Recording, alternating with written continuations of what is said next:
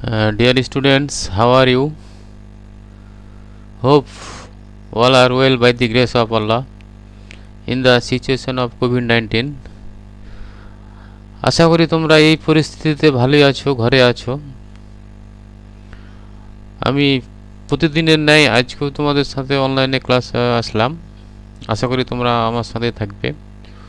তো আমি আজকে তোমাদের জন্য একটা নতুন টপিকস নিয়ে এসেছি। তো let's go to my zoom online class.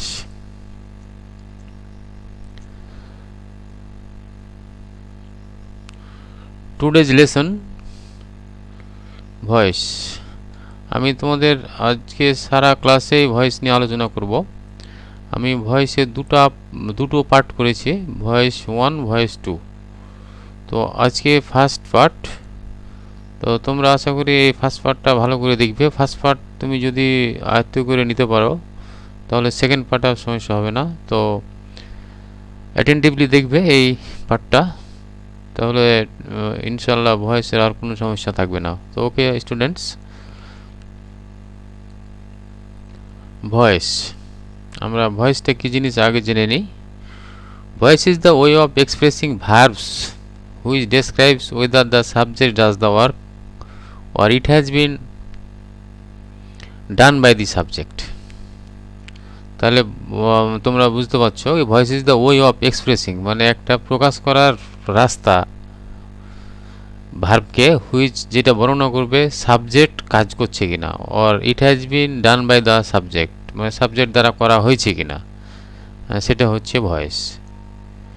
তাহলে আমরা ভয়েসটা এভাবে বলতে পারি যে ভয়েস হচ্ছে একটা ভার্বের প্রকাশের রাস্তা, যেটা প্রকাশ করবে বা বর্ণনা করবে সাবজেক্টটা কাজ করছে না সাবজেক্ট দ্বারা কাজ করা হয়েছে, সেটা হচ্ছে ভয়েস। তো আমরা জানি types of voice. Voice mainly two kinds, active voice or passive voice. তো আমরা অ্যাক্টিভ ভয়েস আর প্যাসিভ ভয়েসটা একটু জেনে নিই। Active voice, the sentence in which the subject does the work by himself, activity in that sentence the verb has an active voice. তাহলে তোমরা বুঝতে পারলে যে সেন্টেন্স দ্বারা কোনো সাবজেক্ট দ্বারা কাজ করা হয়েছে ওই সেন্টেন্সে, সেটা হচ্ছে অ্যাক্টিভ ভয়েস। তার মানে আমি আরও সহজভাবে বলি অ্যাক্টিভ ভয়েসটা কি জিনিস। যে ভয়েসে সাবজেক্টের প্রাধান্য বেশি সেটা হচ্ছে অ্যাক্টিভ ভয়েস। তো আমরা একটা উদাহরণ দিই অ্যাক্টিভ ভয়েস কেমন হতে পারে। যে একটা structure subject plus verb plus subject, আমরা যে সাধারণ একটা স্ট্রাকচার জানি, আই রাইট আর্টিকেলস। তাহলে লক্ষ্য করো সাবজেক্ট আই, তাহলে এখানে সাবজেক্টের প্রাধান্য বেশি, কারণ রাইটটা করছে আই, এখানে সাবজেক্টের প্রাধান্য বেশি, এখানে অবজেক্টের প্রাধান্য নেই। সুতরাং এটা হলো active voice, I write articles. তাহলে আমি সহজভাবে যেটা বললাম অ্যাক্টিভ ভয়েসটা হচ্ছে যে ভয়েসে সাবজেক্টের প্রাধান্য বেশি, সেটা হচ্ছে অ্যাক্টিভ ভয়েস। ওকে স্টুডেন্টস, আমরা উদাহরণ দিলাম আই রাইট আর্টিকেলস। এবার আমরা পরেরটা একটু দেখে নিই। Passive voice, the sentence in which the subject does not do the work মানে সাবজেক্ট কাজটা করছে না বাই হিমসেলফ নিজেই, activity rather the objects work is done by the subject মানে এবার সাবজেক্ট হিসেবে অবজেক্টই কাজ করছে ইন দ্যাট সেন্টেন্স, একটা সেন্টেন্সে the verb has passive voice, সেটা হচ্ছে প্যাসিভ ভয়েস। হ্যাঁ, তাহলে আরও সহজ করে তোমরা বলতে পারবে যে যে ভয়েসে অবজেক্টের প্রাধান্য বেশি সেটা হচ্ছে প্যাসিভ ভয়েস। তো তোমরা উদাহরণ দেখলেই বুঝতে পারবে। স্ট্রাকচারটা দেখো, object plus be verb plus ভার্বের পাস্ট পার্টিসিপল অবশ্যই করতে হবে, তারপরে বাই, তারপরে subject. Example, articles are written by me. দেখো আর্টিকেলসটা হচ্ছে অবজেক্ট, তারপরে বি ভার্ব বসছে, রিটেন, তারপরে বাই মি। তো এটা হলো প্যাসিভ ভয়েস। তো এখানে আর্টিকেলস হচ্ছে অবজেক্ট, এখানে আর্টিকেলস আর রিটেন, আর্টিকেলটা লেখা হয় বাই মি আমার দ্বারা, তাহলে এখানে দেখো অবজেক্টের প্রাধান্যটা রয়েছে, এই জন্য এটা হচ্ছে প্যাসিভ ভয়েস। তো আমরা অ্যাক্টিভ থেকে প্যাসিভ ভয়েস করার বিভিন্ন স্ট্রাকচার আছে আমরা জানবো। তো এগুলো আমরা অ্যাক্টিভ প্যাসিভ ভয়েস বলতে গিয়ে এই ধরনের জিনিসগুলো আমাদের জানতে হলো আর কি। তো তো ওকে স্টুডেন্টস, চলো আমরা বিস্তারিত একটু দেখি রুলস, যে সমস্ত রুলস রয়েছে অ্যাক্টিভ থেকে প্যাসিভ সেগুলো আমরা শিখব।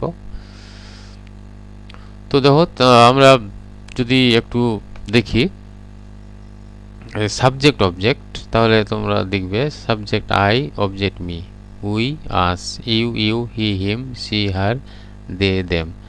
তো এগুলা আমাদের একটু জেনে রাখা দরকার, হ্যাঁ, যে দরকার হবে, যেহেতু আমাদের আয়ের অবজেক্ট মি, উইর object us, you, he, him, she, her, they, them. তো তোমরা একটু মনে করে নাও, আমরা পরবর্তীতে এগুলো কাজে লাগাবো। ওকে স্টুডেন্টস, এবার আমরা rules of voice from active to passive. এবার আমাদের যেটা জরুরি জানা দরকার সেটা হচ্ছে অ্যাক্টিভ থেকে প্যাসিভ ভয়েস কীভাবে করতে হয়, এর রুলসগুলো কী কী। তো দেখি আমরা রুলস একের এ নাম্বার, তোমরা লক্ষ্য করো, active voices subject is change to passive voices object. তাহলে অ্যাক্টিভ ভয়েসে যেটা সাবজেক্ট, প্যাসিভ ভয়েসে সেটা হয়ে যাবে অবজেক্ট। প্রথম কথা A number condition. B number condition, active ভয়েসের subject is change to passive ভয়েসের সাবজেক্ট। তাহলে ঠিক একইভাবে অ্যাক্টিভ ভয়েসের অবজেক্টটা হয়ে যাবে প্যাসিভ ভয়েসের সাবজেক্ট, মানে উল্টো পাল্টা হচ্ছে। C number condition, means verb past participle is used. তার মানে তোমরা বুঝতে পারছো মেন ভার্বের পাস্ট পার্টিসিপল করতে হচ্ছে। And auxiliary verb be verb is chosen according to the subject and tense. এবং বি ভার্বের পরিবর্তনটা হবে টেন্সের মোতাবেক। তো এগুলো উদাহরণ দিলে আমরা পরিষ্কার হয়ে যাব। I write poems. তাহলে দেখো এখানে যেটা এ নম্বর কন্ডিশনে যেটা বলা হলো যে অবজেক্টটা হয়ে যাবে সাবজেক্ট, তাহলে পোয়েমস। আই রাইট পোয়েমস হচ্ছে অবজেক্ট, পোয়েমস হচ্ছে অবজেক্ট, পোয়েমস নিয়ে আসলাম প্রথমে, সাবজেক্ট হয়ে গেল। তারপরে টেন্স মোতাবেক বি ভার্ব আর, এখানে প্রেজেন্ট ইনডিফিনিট বিধায় আর আসছে। তো এগুলো আমরা শিখবো আর কি, একটু পরে শিখছি টেন্সের পরিবর্তনগুলো। Poems are written by me, তাহলে পোয়েমস, তারপরে বি ভার্ব টেন্স মোতাবেক আর হয়েছে। আর মেন ভার্বের পাস্ট পার্টিসিপল করতেই হবে, অ্যাক্টিভ থেকে প্যাসিভ করতে হলে আমাকে মেন ভার্বের পাস্ট পার্টিসিপল করতে হবে। এবার পাস্ট পার্টিসিপল করার পর একটা বাই অতিরিক্ত জিনিস নিয়ে আসতে হবে, এবং সাবজেক্ট হয়ে যাবে অবজেক্ট। সাবজেক্ট হচ্ছে আই, দেখো তোমরা লক্ষ্য করো, সাবজেক্ট হচ্ছে আই, এখানে আইটা দেখো সাবজেক্ট, তারপরে আয়ের অবজেক্ট আমরা মি কিছুক্ষণ আগে শিখলাম। তো ওকে স্টুডেন্টস, আমরা টেন্সের চেঞ্জগুলো আমরা শিখবো, একটু পরেই শিখছি। তো তো লক্ষ্য করো, আমরা রুলস 2 এ চলে আসলাম, স্ট্রাকচার অফ ইনডিফিনিট টেন্স। তাহলে লক্ষ্য করো তোমরা, ইনডিফিনিট টেন্সে আমরা যদি দেখি ইনডিফিনিট টেন্স, আমরা এর আগে 12টা টেন্স আলোচনা করেছি ধারাবাহিকভাবে। তো ইনডিফিনিট টেন্স আমরা পেয়েছি 3টি, প্রেজেন্ট ইনডিফিনিট, পাস্ট ইনডিফিনিট এবং ফিউচার ইনডিফিনিট। তো আমরা স্ট্রাকচার অফ ইনডিফিনিট টেন্স দেখব প্রথমে। ইনডিফিনিট মানে 3টা ইনডিফিনিট, একটা প্রেজেন্ট ইনডিফিনিট, একটা পাস্ট ইনডিফিনিট, আর একটা হলো ফিউচার ইনডিফিনিট। তো যখন আমরা ইনডিফিনিট নিয়ে কাজ করব, আমরা প্রথমে প্রেজেন্ট ইনডিফিনিট নিয়ে কাজ করছি, লক্ষ্য করো। তাহলে প্রেজেন্ট ইনডিফিনিট যখন আমরা ভয়েস করব, তখন প্রথমে অবজেক্ট সাবজেক্ট, মানে যেটা অবজেক্ট সেটা সাবজেক্ট হিসাবে নিয়ে আসতে হবে, প্লাস এম ইজ আর। যদি অ্যাক্টিভ ভয়েসটা প্রেজেন্ট ইনডিফিনিট হয় তাহলে আমাকে নিয়ে আসতে হবে এম ইজ আর, তারপরে মেন ভার্বের পাস্ট পার্টিসিপল, তারপরে বাই, তারপর সাবজেক্টস অবজেক্ট, মানে সাবজেক্টের অবজেক্ট করতে হবে। তো একটু উদাহরণ দেখি, সি প্রেজেস মি। তাহলে মি হচ্ছে অবজেক্ট, তাহলে অবজেক্টের সাবজেক্ট হচ্ছে আই, মির সাবজেক্ট আই, এটা প্রেজেন্ট ইনডিফিনিট, এই জন্য হয়েছে এম, আয়ের পরে এম বসে। তারপর মেন ভার্বের পাস্ট পার্টিসিপল প্রেজেস থেকে প্রেজড, তারপরে বাই, তারপরে সাবজেক্ট হয়ে যাবে অবজেক্ট, সির অবজেক্ট হচ্ছে her, I am praised by her, এটা প্যাসিভ ভয়েস হয়ে গেছে। তো লক্ষ্য করো, আর একটা উদাহরণ হচ্ছে আই প্রেজ হার। এবার হারটা যেহেতু অবজেক্ট, আমরা সাবজেক্ট করব সি, হারের সাবজেক্ট হচ্ছে সি, প্রেজেন্ট ইনডিফিনিট টেন্স, এই জন্য এই হয়েছে, এবং প্রেজড মেন ভার্বের পাস্ট পার্টিসিপল বাই, তারপরে সাবজেক্ট হয়ে গেছে অবজেক্ট, আয়ের অবজেক্ট হচ্ছে মি। তো এইগুলো প্রেজেন্ট ইনডিফিনিট টেন্সের উদাহরণ। তাহলে আমরা যেটা শিখলাম স্ট্রাকচার, প্রথমে হচ্ছে অবজেক্ট সাবজেক্ট। এটা তোমরা মনোযোগ সহকারে একটু দেখে নাও। অবজেক্ট সাবজেক্ট মানে অবজেক্টকে সাবজেক্ট করতে হবে। তারপরে যেহেতু যদি এই টেন্স প্রেজেন্ট ইনডিফিনিট হয় তাহলে তোমাকে প্যাসিভ ভয়েস করার জন্য আনতে হবে অ্যাম, ইজ, আর। তারপরে পাস্ট পার্টিসিপল বাই, তারপরে সাবজেক্ট হবে অবজেক্ট। এটা স্ট্রাকচার অ্যাক্টিভ থেকে প্যাসিভের সাধারণ স্ট্রাকচার। তো একইভাবে আমরা যদি পাস্ট টেন্স করি তাহলে একই স্ট্রাকচার, শুধু এখানে যেটা চেঞ্জ হবে টেন্সের সেটা হচ্ছে ওয়াজ বা ওয়ার। ওয়াজ বা ওখানে হয়েছে এম ইজ আর, এখানে হবে ওয়াজ ওয়ার। তার মানে এখানে তোমাকে জেনে নিতে হচ্ছে যে অ্যাক্টিভ ভয়েস যদি পাস্ট ইনডিফিনিট হয় প্যাসিভ ভয়েসে তোমাকে নিয়ে আসতে হবে ওয়াজ বা ওয়ার। ওয়াজ বা ওয়ার এটা তোমাকে নিয়ে আসতে হবে। তারপরে একই নিয়ম, পাস্ট পার্টিসিপল বাই সাবজেক্ট হচ্ছে অবজেক্ট। দেখো একটা উদাহরণ, সি প্রেজড মি, এখানে পাস্ট ইনডিফিনিট প্রেজড আছে, প্রেজড।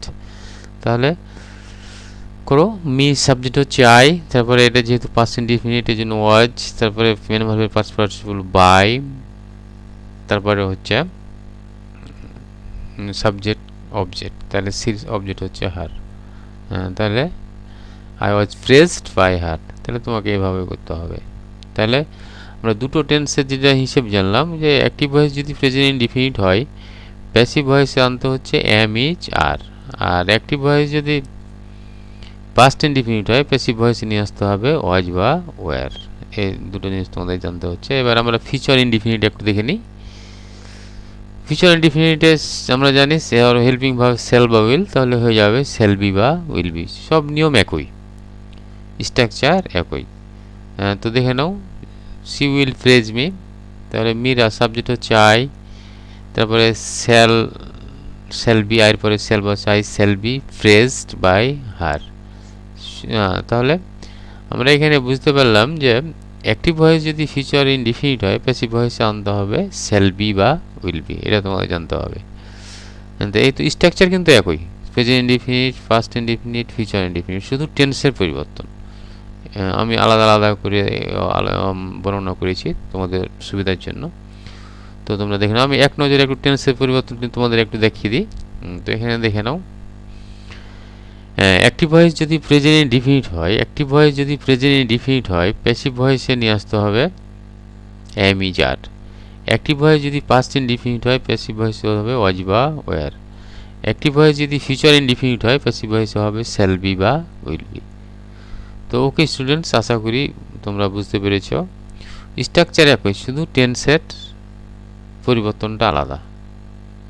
তোমরা একটু খেয়াল করো তাহলে বুঝতে পারবে। তো ওকে স্টুডেন্টস, আমরা অন্য টেন্সে এখন যাই, স্ট্রাকচার অফ কন্টিনিউয়াস টেন্স। তাহলে আমরা কন্টিনিউয়াস টেন্স পেয়েছি প্রেজেন্ট কন্টিনিউয়াস, পাস্ট কন্টিনিউয়াস আর ফিউচার কন্টিনিউয়াস। তো আমরা দেখি প্রেজেন্ট কন্টিনিউয়াসের। তাহলে লক্ষ্য করো এখানেও স্ট্রাকচার একই, আগের মতোই, শুধু টেন্সের পরিবর্তন হবে। অবজেক্টস হচ্ছে সাবজেক্ট, তারপরে M being, is being, are being. তার মানে অ্যাক্টিভ ভয়েস যদি প্রেজেন্ট কন্টিনিউয়াস হয় তাহলে প্যাসিভ ভয়েসে করতে হবে, প্যাসিভ ভয়েসে করতে হবে am being, is being, are being. তারপরে নিয়ম একই, she is praising me, I am being praised by her. তো লক্ষ্য করো তোমরা, আমি উদাহরণ একই উদাহরণ বারবার দিয়েছি এই কারণে তোমরা যেন বুঝতে পারো। I am being praised by her, she is praising him, তাহলে he is being praised by her. তাহলে স্ট্রাকচার ইনডিফিনিটে যেমন ছিল একইভাবে কন্টিনিউয়াসেরও তাই, কিন্তু টেন্সের পরিবর্তনটা আলাদা। তাহলে আমরা শিখলাম এখানে অ্যাক্টিভ ভয়েস যদি প্রেজেন্ট কন্টিনিউয়াস হয় প্যাসিভ ভয়েসে হবে am being, is being, are being, এটা তোমাদের জানতে হবে। এবার আসো B number condition, past continuous যদি হয়। তাহলে অ্যাক্টিভ ভয়েস যদি পাস্ট কন্টিনিউয়াস হয় প্যাসিভ ভয়েসে হবে ওয়াজ বিং বা ওয়ার বিং। তারপরে নিয়ম সব একই, সি ওয়াজ প্রেজিং মি, তাহলে I was being praised by her, was being. তারপরে she was praising them, they were being praised by her. তো কি স্টুডেন্টস, আশা করি তোমরা বুঝতে পেরেছ। তো আমরা এক নজরে একবার দেখব টেন্সের পরিবর্তনগুলো। তো আগে ফিউচার কন্টিনিউয়াসটা দেখে নিই। ফিউচার কন্টিনিউয়াস হইলে অ্যাক্টিভ ভয়েস যদি ফিউচার কন্টিনিউয়াস হয়, প্যাসিভ ভয়েসে শ্যাল বি বিং বা উইল বি বিং হবে। আর বাকি স্ট্রাকচার একই। দেখো আমি একটা উদাহরণ দিয়ে বুঝাচ্ছি তোমাদের। She will be praising me, তাহলে মি হচ্ছে আই, শ্যাল বি বিং, এই যে ফিউচার কন্টিনিউয়াস থাকলে shall be being praised by her. তাহলে মনে রাখো। তো আমি এক নজরে কন্টিনিউয়াস টেন্সের আমি এটা একটু তোমাদের দেখিয়ে দিচ্ছি। দেখো অ্যাক্টিভ ভয়েস যদি প্রেজেন্ট কন্টিনিউয়াস হয়, প্যাসিভ ভয়েস হবে am being, is being, are being. Active voice যদি পাস্ট কন্টিনিউয়াস হয় হবে was being, were being. Active voice যদি ফিউচার কন্টিনিউয়াস হয় তাহলে হবে শ্যাল বি বিং বা উইল বি বিং। তোমরা এইভাবে মনে রাখবে। তাহলে স্ট্রাকচার একই, আমরা ইনডিফিনিট কন্টিনিউয়াস যেটা পেলাম একই স্ট্রাকচার। তো ওকে স্টুডেন্টস, আমরা কন্টিনিউয়াস টেন্স শেষ করলাম। এবারে আমরা পারফেক্টে দেখি। আমরা আবার তিনটা perfect, present perfect, past perfect, future perfect. তো স্ট্রাকচার একই, শুধু টেন্সের নিয়ম আলাদা। মনে রাখবা যে অ্যাক্টিভ ভয়েস যদি প্রেজেন্ট পারফেক্ট হয়, প্যাসিভ ভয়েসে হবে হ্যাভ বিন বা হ্যাজ বিন। তো দেখো একটা উদাহরণ দেখে নাও। শি হ্যাজ প্রেজড হিম, তাহলে হিমকে হি করি, তারপরে হ্যাজ বিন হইল, তারপরে মেন ভার্বের past participle praised by her. Okay students, তাহলে এখানে আমাদের জানতে হচ্ছে যে অ্যাক্টিভ ভয়েস যদি প্রেজেন্ট পারফেক্ট হয়, প্যাসিভ ভয়েসে হবে হ্যাভ বিন বা হ্যাজ বিন, হ্যাভ বিন বা হ্যাজ বিন, এই তো, আর কিছুই না। আবার পাস্ট টেন্সে আসো, পাস্ট পারফেক্ট। অ্যাক্টিভ ভয়েস যদি পাস্ট পারফেক্ট হয়, প্যাসিভ ভয়েসে হবে হ্যাড বিন, আর কোনো চেঞ্জ নাই। সি হ্যাড প্রেজড মি, তাহলে I had been praised by her. তো ওকে স্টুডেন্টস, এবার ফিউচার টেন্সে আমরা যাই। তাহলে ফিউচার টেন্সে অ্যাক্টিভ ভয়েস যদি ফিউচার পারফেক্ট হয়, প্যাসিভ ভয়েসে হবে শ্যাল হ্যাভ বিন বা উইল হ্যাভ বিন। এটা মনে রাখলে হবে I shall have been praised by her. Okay students, আমরা এক নজরে টেন্সের পরিবর্তনটা একটু দেখে নিই। এবার ফিউচার পারফেক্ট, তো she will have praised me, তাহলে I shall have been praised by her, I shall have been praised by her. তাহলে অ্যাক্টিভ ভয়েস যদি ফিউচার পারফেক্ট হয়, তাহলে হ্যাভ শ্যাল হ্যাভ বিন বা উইল হ্যাভ বিন করতে হলো। তো আমরা এক নজরে টেন্সের পরিবর্তনটা দেখে নিই। যদি প্রেজেন্ট পারফেক্ট হয় তাহলে হ্যাভ বিন বা হ্যাজ বিন, যদি পাস্ট পারফেক্ট হয় তাহলে হ্যাড বিন করতে হবে প্যাসিভ ভয়েসে, আর ফিউচার পারফেক্ট যদি হয় তাহলে শ্যাল হ্যাভ বিন বা উইল হ্যাভ বিন করতে হবে। তো ওকে স্টুডেন্টস, আমি যেটা বারবার বলতে চেষ্টা করছি, আমাদের স্ট্রাকচারটা একই, বাট টেন্সের পরিবর্তনগুলো আলাদা। সাধারণ নিয়ম কারণে আমরা সাধারণ দিলে রুলস পাচ্ছি। তো আমি আলাদা আলাদা করে টেন্সের এইগুলো আমি নোট করে দিয়েছি, আশা করি তোমরা দেখতে পাচ্ছ। হ্যাঁ ওকে স্টুডেন্টস, এবার আমরা পারফেক্ট কন্টিনিউয়াস যে তিনটে টেন্স বাকি থাকলো, আমরা অলরেডি 9টা টেন্সের ভয়েস শেষ করে ফেলেছি। এবার বাকি 3টি টেন্স থাকে। দেখো present perfect continuous, past perfect continuous, future perfect continuous. Present perfect continuous যদি হয় অ্যাক্টিভ ভয়েস, তাহলে প্যাসিভ ভয়েসে হবে হ্যাভ বিন বিং বা has been being. Active voice যদি পাস্ট পারফেক্ট কন্টিনিউয়াস হয়, প্যাসিভ ভয়েসে হবে had bin being. Active voice যদি ফিউচার পারফেক্ট কন্টিনিউয়াস হয়, তাহলে প্যাসিভ ভয়েসে হবে শ্যাল হ্যাভ বিন বা উইল হ্যাভ বিন। তো ওকে স্টুডেন্টস, এই তো 12টা টেন্সের ভয়েস এভাবে তোমাকে করতে হবে। তো দেখি আমরা সামনের দিকে আগাই। এবার কিছু তোমাদের ডান দিকের চিত্রটা তোমরা লক্ষ্য করো। ডান দিকের চিত্রটা তোমরা যদি লক্ষ্য করো তাহলে কি দেখতে পাবা, যে অ্যাক্টিভ ভয়েস যদি মাস্ট থাকে তাহলে প্যাসিভ ভয়েসে হবে মাস্ট বি। অ্যাক্টিভ ভয়েস যদি মে থাকে, প্যাসিভ ভয়েসে হবে মে বি। ওড টু থাকলে ওড টু বি, ক্যান থাকলে ক্যান বি, কুড থাকলে কুড বি, মাইট থাকলে মাইট বি, শুড থাকলে শুড বি, গোয়িং টু থাকলে গোয়িং টু বি। এগুলো চেঞ্জ, এখানে টেন্সের পরিবর্তন আমরা যেটা শিখে এসেছি ঠিক একইভাবে এবার করতে হবে। তোমরা একটা উদাহরণ দেখো। You must write the poem, structure একই। প্রথমে অবজেক্ট নিয়ে আসো দি পোয়েম, দেখো তোমরা দি পোয়েম নিয়ে আসতে হলো। তারপর মাস্ট যেহেতু রয়েছে মাস্ট বি, বা মেন ভার্বের পাস্ট পার্টিসিপল রিটেন, তারপরে বাই, তারপরে সাবজেক্ট হয়ে গেছে object you. She may help you, you may be helped, may থাকলে may be, helped by her. তাহলে তোমাকে এই চেঞ্জগুলো তোমাদের জানতে হবে। আশা করি বুঝতে পেরেছ। তো ওকে স্টুডেন্টস, এবার আমরা চলে গেলাম ইম্পারেটিভ সেন্টেন্সের ভয়েসে। তো দেখো ইম্পারেটিভ সেন্টেন্স আমি তোমাদের সেন্টেন্স পড়ার সময় শিখিয়েছিলাম যে ইম্পারেটিভ সেন্টেন্স চেনার উপায় হচ্ছে যে সেন্টেন্স ভার্ব দিয়ে শুরু হয়, ভার্ব বা লেট দিয়ে শুরু হয় অনেক সময়। তো যাই হোক, তো অ্যাক্টিভ ভয়েস যদি ইম্পারেটিভ সেন্টেন্স হয় তো এ নম্বর কন্ডিশনটা দেখো, if the sentence begins with main verb, যদি সেন্টেন্সটা মেন ভার্ব দিয়ে শুরু হয় তাহলে একটা স্ট্রাকচার আছে অ্যাক্টিভ থেকে প্যাসিভের, সেটা লক্ষ্য করো। প্রথমে লেট, প্রথমে হচ্ছে লেট, তারপরে প্লাস অবজেক্ট সাবজেক্ট, মানে অবজেক্টটা সাবজেক্ট হিসেবে আসছে, তারপরে বি বসবে, তারপরে ভার্বের পাস্ট পার্টিসিপল। আর ব্র্যাকেটে তুমি ইচ্ছা করলে বায়ু দিতে পারো, না দিলেও সমস্যা নেই। তো এক্সাম্পল দেখো, রাইট দ্য আর্টিকেল, এখানে মেন ভার্ব দিয়ে শুরু হয়েছে রাইট, মেন ভার্ব দিয়ে শুরু হয়েছে রাইট, তাহলে এটা ইম্পারেটিভ সেন্টেন্স। লেট বসালাম, আমরা স্ট্রাকচারের দিকে তাকাই আর অ্যান্সারটা করি। লেট প্লাস অবজেক্ট, তাহলে দি আর্টিকেল, তারপরে বি, তারপরে মেন ভার্বের পাস্ট পার্টিসিপল রাইট আছে, রিটেন, ওকে, কাজ শেষ। প্রিপেয়ার দ্য অ্যাসাইনমেন্ট, তাহলে আমরা প্রিপেয়ার মেন ভার্ব দিয়ে শুরু হয়েছে, লেট নিয়ে আসলাম, দি অ্যাসাইনমেন্ট অবজেক্ট, তারপরে বি, তারপরে মেন ভার্বের পাস্ট পার্টিসিপল। এই তো এই নম্বর কন্ডিশন শেষ। আমরা ইম্পারেটিভ সেন্টেন্স যদি হয় অ্যাক্টিভ ভয়েস তাহলে আমাদের এই স্ট্রাকচার অনুযায়ী করতে হবে। তো ওকে স্টুডেন্টস, আমরা বি নম্বর কন্ডিশনটা দেখি ইম্পারেটিভ সেন্টেন্সের। If the sentence begins with do not, যদি এই সেন্টেন্সটা ডু নট দিয়ে শুরু হয় তাহলে স্ট্রাকচারটা হচ্ছে let not plus object subject, let নটের পরে হবে অবজেক্ট, তারপরে বি, তারপরে মেন ভার্বের পাস্ট পার্টিসিপল। তো দেখো খুব সহজ ব্যাপার। Do not write the let article, তাহলে লেট নট বসে যাবে প্রথমে, তারপরে দি আর্টিকেল, তারপরে বি, মেন ভার্বের ফার্স্ট পার্টিসিপল। তো ওকে স্টুডেন্টস, আশা করি তোমরা বুঝতে পেরেছো। যদি সেন্টেন্স ডু নট দিয়ে শুরু হয় তাহলে লেটের পরে নটটা বসবে, তাহলে লেটের পরে নটটা বসবে, আর কিছুই না। হ্যাঁ, তো আমরা সামনের দিকে যাই।